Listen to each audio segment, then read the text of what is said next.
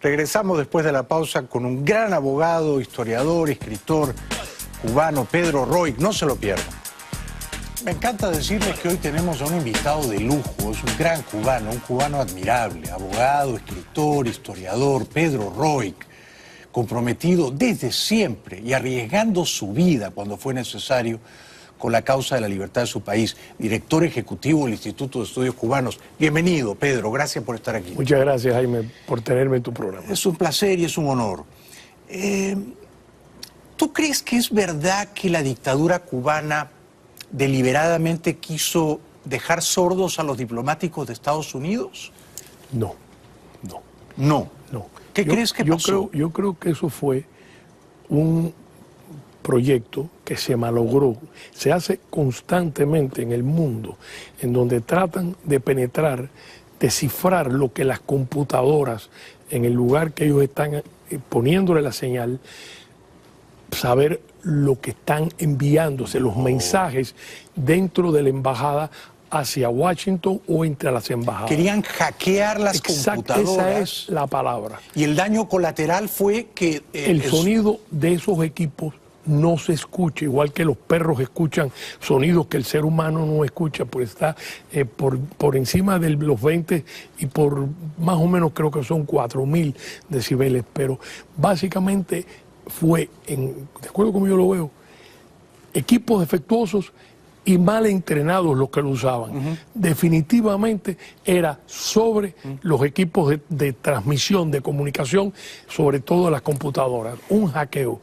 ¿Los hackers eran cubanos, presumiblemente? Mira, en Cuba pueden ser, o sea, el que haya sido, los que hayan sido, porque tomó meses, y estuvieron varios meses en eso, son oficiales dirigidos por el Ministerio del Interior de Cuba. En Cuba no se mueve absolutamente nada que ellos no lo sepan, porque la estructura del régimen tiene los comités de defensa, que en cada barrio hay un comité que te vigila toda la actividad de los vecinos, de manera que no existe la posibilidad de que esto haya ocurrido sin la participación del Ministerio del Interior. Ahora, si el propósito era hackear las computadoras de los norteamericanos en la embajada, pero terminaron volviéndolos medio sordos, ¿el régimen cubano se estará lamentando? Es decir, ¿el resultado fue inconveniente para ellos? Absolutamente.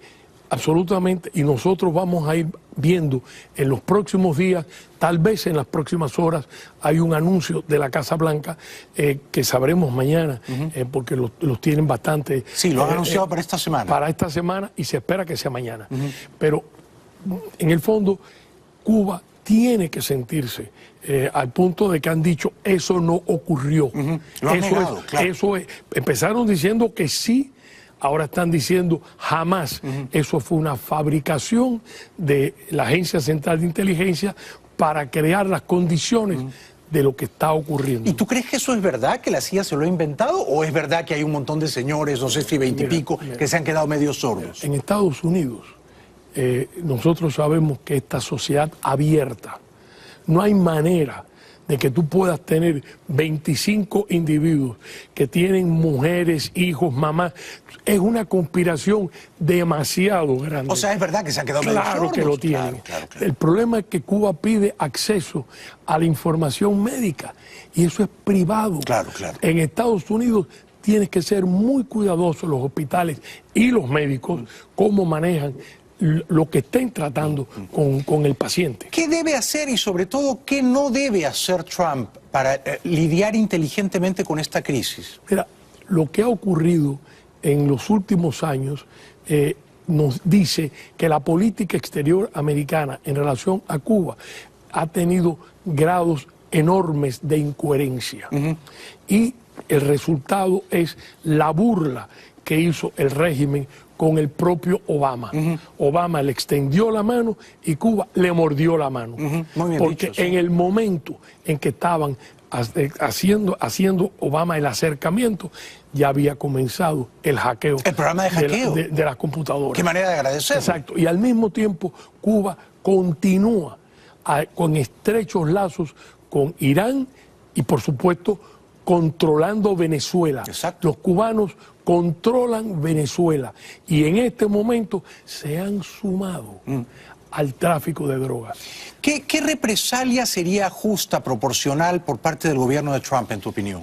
Mira, yo creo que yo la palabra represalia no la usaría. ¿Cuál usarías tú? Yo pienso que es una política de cerrarle los elementos que le dan oxígeno, estamos hablando financieramente, a un gobierno que es una dictadura militar que controla todos los medios de la economía cubana. Hay la gran corporación Gaesa, dirigida por el antiguo yerno Luis Alberto Rodríguez López Calleja, que estuvo casado con su hija Débora, pero el cual Raúl ha depositado una enorme confianza.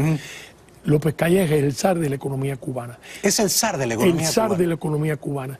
Y lo que vamos a ir viendo es rectificar los errores de la política de Obama.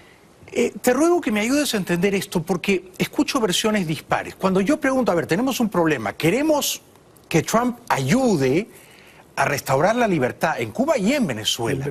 Pero ¿por dónde hay que comenzar? Porque a veces dicen, bueno, si uno quiere tumbar a Maduro, lo primero que hay que hacer es arreglarse con Raúl Castro. Raúl Castro está dispuesto a entregar a Maduro en aras de... La respuesta es no. A ver, ¿qué piensas tú? ¿Por dónde se comienza? Mira, hay que comenzar por Cuba. Ajá. Porque en este momento tenemos una gerontocracia que los más jóvenes transitan ya por los 84, 85 años. Sí. Entonces ellos están tratando de entrar en un proceso de sucesión. Pero ¿qué es lo que dejan como herencia? Un país en ruinas. O sea, la herencia de la Revolución Cubana es un parásito. Sí. Que es lo que es la revolución. Políticamente una dictadura militar, económicamente un parásito, que ha tenido que vivir de subsidios. La situación de Cuba, que pensaban que iba a continuar la política de Obama con la candidata demócrata Hillary Clinton, en una de esas vueltas, le pudiéramos decir, le apareció el cisne negro, que nadie lo esperaba. Negro, la elección de Trump, exactamente. Entonces, al punto que se murió Fidel, al poco, sí, ¿no? Sí, que y tienes ahí otro elemento. Sí, sí. En la sucesión, el vacío que deja Fidel Castro no lo ha podido llenar nadie en Cuba. Y con la salida, estoy hablando no solo que ahora va a ser en febrero, van a entregarle el mando, el poder, la presidencia. Sí. No el poder, la presidencia al teniente coronel Díaz-Canel. Miguel Díaz-Canel. A Miguel Díaz-Canel, que es teniente coronel de las Fuerzas Armadas, lo están preparando para ese inicio de un proceso de sucesión. Entre paréntesis, Díaz-Canel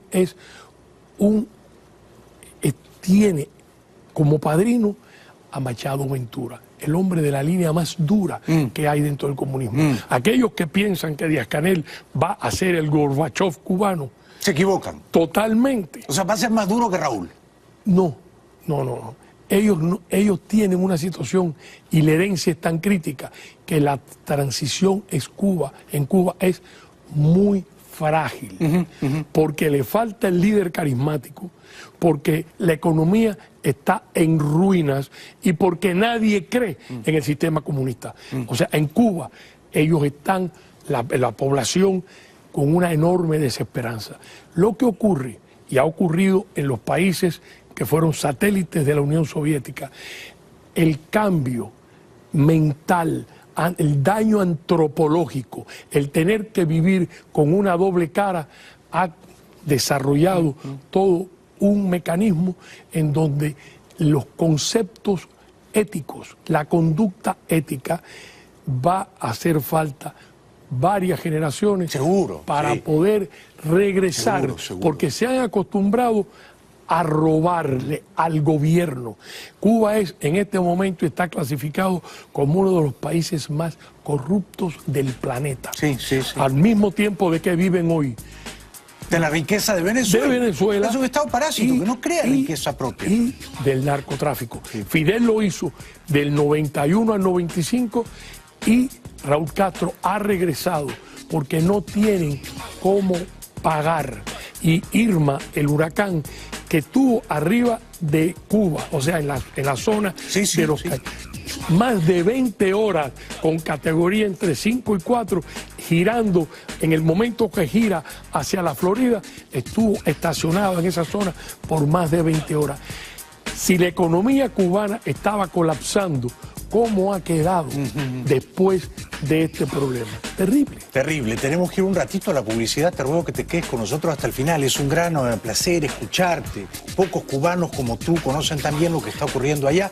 Después de la pausa te voy a preguntar qué puede hacer Trump para, digamos, ayudar a remover a Maduro del poder en Venezuela. Regresamos con el gran Pedro Roig. No nos dejen solos, ya volvemos. Escritor, historiador cubano Pedro Roig nos acompaña esta noche, un hombre que sabe mucho de lo que está pasando en su país de origen. Mencionaste un poco al pasar que Raúl Castro ha vuelto al narcotráfico, ¿es así? Mira, y está estrechamente ligado con sus vínculos en Colombia, con la FARC, y con los vínculos con los militares venezolanos. Venezuela es un narcoestado. Correcto. Y parte del problema que hay, que afecta la política, es que estos generales y coroneles están haciéndose muy ricos. En Venezuela. En Venezuela. ¿Y Raúl Castro es un socio de esos generales venezolanos? Claro, porque estos generales, que le llaman el cartel de los soles, porque tienen, en lugar de estrellas, llevan soles, estos generales son los que abastecen a los carteles de México, además de los carteles que tiene Colombia, pero han abierto las rutas hacia el norte de África. No estoy hablando de los gobiernos, estoy hablando, lo que voy a mencionar son traficantes de drogas en estos países: Marruecos, Túnez, Libia y Argelia. Esos 4 países donde Cuba por años ha tenido enorme influencia. O sea que la droga se despacha, vamos a decir, sale de Colombia, pasa a Venezuela, y luego va a La Habana, y de La Habana la despachan el viaje a La Habana es diferente. De Caracas, las bases navales, aéreas y las bases navales de toda Venezuela, están saliendo los cargamentos hacia estos partes del norte de Europa, de África, perdóname. Directamente. Lo que están haciendo ahora con Cuba es, como Cuba es una enorme isla frente a los Estados Unidos, con muchos manglares y en zonas de una navegación donde barcos pequeños pueden entrar, recoger la droga, y entre Cuba y la Florida hay todos los días miles de barcos, de barcos, de yates, de pescadores, miles. De manera que es muy difícil identificar, e incluso te puedes salir de Cuba, ir a las Bahamas, donde tienen una presencia extraordinariamente poderosa el Ministerio del Interior cubano, y hacerte un traspaso, y el barco que a lo mejor pudieron identificar saliendo de Cuba, lo pierden en las Bahamas. De manera que Cuba regresa. Ha regresado al narcotráfico. No tiene cómo pagar. No tiene dinero. No tiene dinero. El impacto, el comunismo es, como decía, un parásito. Pero además, cuando les golpea Irma, todo el exilio cubano, juntos, tratando de dar un golpe macizo sobre ese sistema, no hubiera sido tan devastador como fue el huracán Irma. Claro. O sea, el huracán Irma ha creado una crisis. ¿No tenía conciencia de eso, de que había sido tan grave Irma? Gravísimo. Para la economía de Cuba. Claro, porque Cuba en este momento tiene que comprar el 70% de lo que come el cubano. De Venezuela venían más de 10 billones entre el petróleo y lo que pagaban por los médicos. Eso se ha recortado por lo menos 60%. Por lo menos. Por lo menos. De manera que estamos en presencia de una caída vertical. Cuba, que pensaba que a esta altura iba a tener acceso al mercado norteamericano, se acabó con la llegada. El parásito que es Cuba, que ha sido siempre un parásito, ¿no? Antes chupaba de los rusos, ¿no? Los soviéticos. Pero el parásito chupa de la sangre de Venezuela, que se está quedando sin sangre y que se está convirtiendo en otro parásito, porque Venezuela en realidad chupa de la sangre de los chinos y de los rusos. Y que no dan mucho. O sea que un parásito que vive de otro se va a morir, ¿ah? Entonces, esa es la grave situación. Y si las noticias que esperamos que vengan van a afectar, de acuerdo con lo que yo estoy empezando a entrever, pudiera afectar el turismo. El turismo de Estados Unidos. De Estados Unidos, y pudiera tener que ver con los barcos cruceros. Sí. Y el permiso para que ellos reciban instrucciones culturales que cae dentro de las excepciones que firmó Obama. Obama hizo 12 excepciones para poder visitar a Cuba con una orden ejecutiva. Acuérdate que el embargo es una ley del Congreso de los Estados Unidos. De manera que, ¿qué está haciendo Trump? Poco a poco, como una cebolla, está desmantelando, quitándole a esa cebolla sus partes para dejarlo, y lo estamos viendo y lo vamos a ver probablemente mañana entre esta noticia. Que van a tratar de, digamos... Oye, no, a lo mejor no es esto. Bueno, yo sospecho sí, está bien, que viene por cuestiones de la inmigración, o sea, de los viajes turísticos a Cuba. ¿El turismo le está dejando mucho dinero a Cuba? ¿Les ha funcionado esa carta?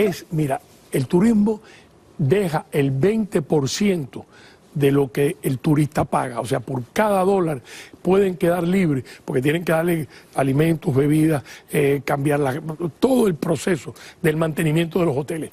Un 20, un 25%. Es bastante, sí, bastante. Pero es el peaje para la final, lo que más dinero le está dando a Cuba, independiente del tráfico de drogas, son las remesas del exilio cubano. ¿Y tú harías algo para tocar eso, para repensarlo, para revisarlo? Eso, yo pienso que siempre se deben dejar cantidades que sean, que permitan ayudar a una madre. Sí, a la discreción de cada uno, ¿no?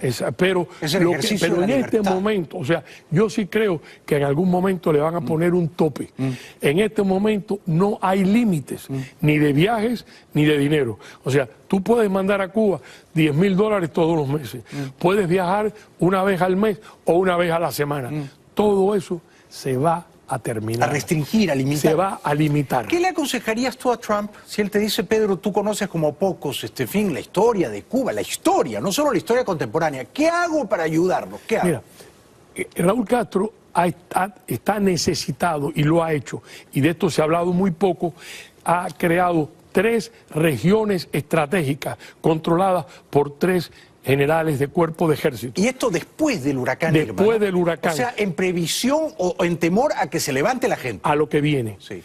Porque las manifestaciones ya están en la calle, están controladas, pero eso se les pudiera ir de la mano. ¿Qué crees que puede ocurrir? ¿Un desborde popular? Yo no lo veo con la inmediatez de semanas y meses, pero yo estoy empezando a ver que en Cuba no hay otra salida, lamentablemente, que no sea violenta. Porque el tranque que tienen y el no abrirse de ninguna forma, porque saben que el abrirse ya es el principio de que es inaguantable. Entonces ellos están cerrados, te dicen, hace 2 semanas, Raúl volvió a decir, nosotros defendemos el socialismo irreversible, y lo han colocado en la Constitución. Increíble. En la Constitución dice, Cuba será un país comunista. El Partido Comunista es la máxima autoridad del Estado cubano. Pero tú no avisoras, digamos, ¿te parece imposible que la nueva dirigencia cubana, Díaz-Canel, a partir de febrero, haga un poco lo que hicieron los chinos? O sea, déjennos en el poder, pero vamos a usar el capitalismo, el libre mercado, la globalización, para que nuestros ciudadanos vivan mejor. ¿Eso no va a venir en Cuba? Mira, el problema que eso tiene es que tienen en algún momento que reconocer que se equivocaron. Y Raúl Castro... No lo va a hacer Raúl. Pero Raúl, por lo menos un año más, año y medio, 2 años, pudiera. Yo creo que le queda poco tiempo, aunque estos Castros son bastante duros. ¿Y no ves a Díaz-Canel haciendo esa acrobacia? No lo veo sin la autorización. Primero porque por encima de él está los que manejan la economía, y por el que le hace el cheque a él es Luis Alberto Rodríguez Calleja, que es el zar de la economía. El que le hace el cheque.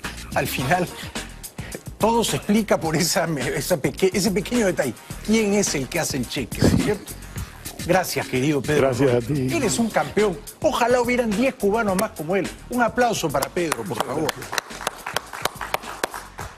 Gran director del Instituto de Estudios Cubanos. Regresamos después de la pausa. Es el momento de ir por la magia del vía satélite a Bruselas, donde mi hermano mayor pronunció un discurso encendido contra la Unión Europea y Rajoy. Adelante, hermano Carles. Señor Juncker, señor Tajani, ¿van a aceptar o no el resultado de los catalanes? Porque si los resultados son que los catalanes continuarán apoyando el gobierno, el Parlamento, la elección democrática de ser independientes, ¿se lo prohibirán?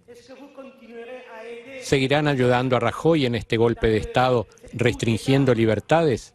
¿Esa es la Europa que proponen a los ciudadanos? Así estoy yo más o menos peinado como Puigdemont. Puigdemont es un enemigo de la peluquería. Bueno, ¿se queda en Bruselas? Se queda en Bruselas. ¿Va a ser candidato el 21 de diciembre? Sí. Pero las fuerzas independentistas van a postular por lo menos 3 candidaturas distintas. La apuesta de Rajoy es que los independentistas no consigan esta vez mayoría en el Parlamento catalán. Estamos a pocas semanas de ver qué pasará. Publicidad y los minutos finales aquí en el programa. Bueno, mañana miércoles 8 de noviembre es un día muy especial.